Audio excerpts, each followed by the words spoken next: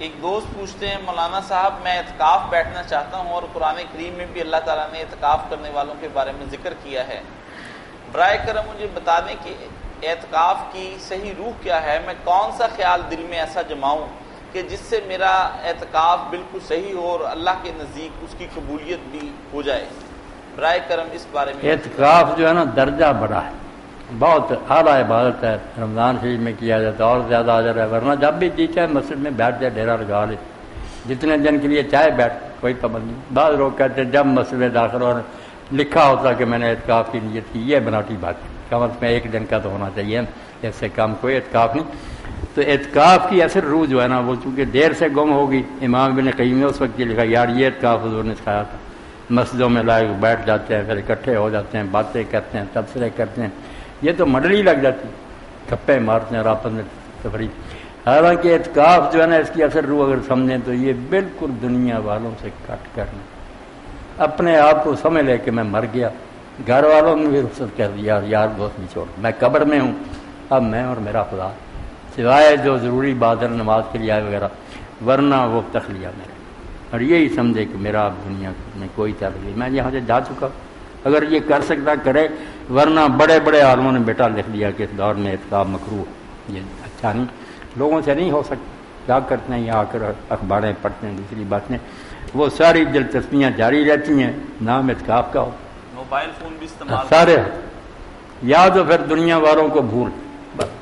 کسی سے کوئی رابطہ نہیں، سب ختم ہو گیا، میں چلا گیا دنیا سے۔ ایک دفعہ مولانا آپ نے یہ بھی فرمایا تھا کہ اعتکاف میں کثرت سے قرآن مجید کے علاوہ اور کوئی کتاب نہ پڑھی جائے، اس کے بارے میں وضاحت فرما دیں۔ زیادہ تو یہی قرآن پڑھے، دعائیں کرے، ذکر کرے۔ شاہ عبد العزیز رحمۃ اللہ علیہ فرماتے ہیں، شاہ ولی اللہ رحمۃ اللہ کے بیٹے کہ حضرت علی رضی اللہ عنہ کو کسی نے دیکھا، سننے کی بات ہے خواب میں، تو پوچھا کہ یہ جو صوفیہ اور اولیاء کوش کرتے ہیں ہم اللہ کے پیارے بندے ہیں، ذکر اذکار کے، آپ لوگوں نے رسول اللہ کے ساتھیوں نے یہ مقام اور مرتبے ان سب سے بڑھ کر کس طرح حاصل کیا، کیا کام کیے؟ انہوں نے پھر سورہ الاحزاب کی آیتیں پڑھی، اتلو الیک ما اوحی من کتاب ربک، عنکبوت کی کہ جو تیرے رب کی طرف سے اترا، ایک تو اس کی تلاوت کرو، باقی الصلاۃ اور نماز پابندی سے ادا کرو، ولا ذکر اللہ اکبر، پھر اللہ کی یاد جو ہے نا وہ اس سے بھی اعلیٰ بات۔ تین کام ہے، تلاوت قرآن، اقامت صلاۃ اور ذکر۔ اب بھی لوگوں کو چاہیے سارے دھندے چھوڑ کر زیادہ ہی نہیں میں وقت لگایا، جب بھی موقع ملے قرآن شریف پڑھیں،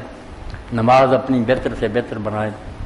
نماز بہتر بنانے کے لیے ضروری ہے کہ آپ جو کمیت ہے نا کہ اتنی رکھتے، ان سے خدا کے لیے جان چھڑا لیں۔ یہ سنت، نفل، وتر وغیرہ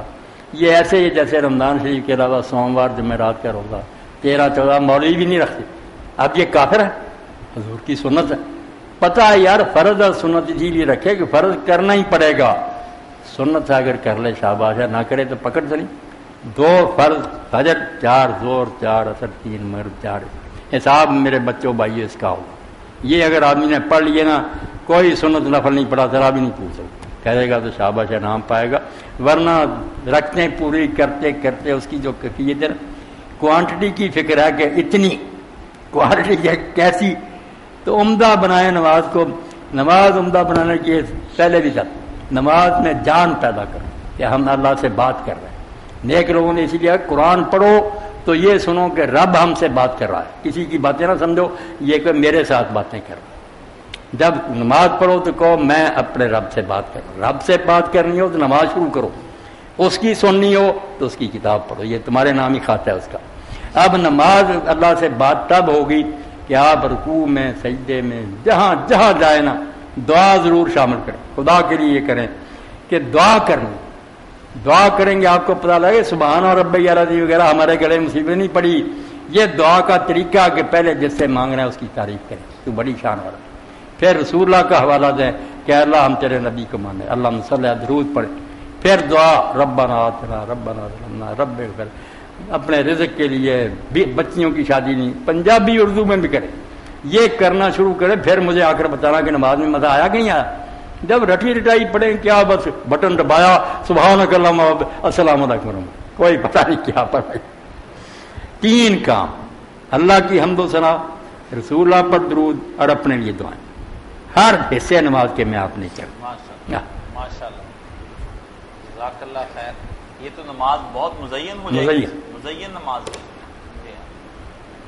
میں زیادہ نہ بھی پڑھ سوں تو یہ کام کرتا ہوں، یہ تینوں کرتا ہوں۔ اللہ کی حمد کرتا ہوں۔ اب اللہ کی حمد بھی جو حضور نے طرح طرح بدل کر کی کہ ایک ہی شہر رٹا بن جاتا تھا۔ کبھی آپ سبحان ربی العظیم پڑھ رہے تھے، کبھی سبحان ذی الجبروت والملکوت پڑھ رہے تھے، کبھی سبحان ملک القدوس پڑھ رہے تھے،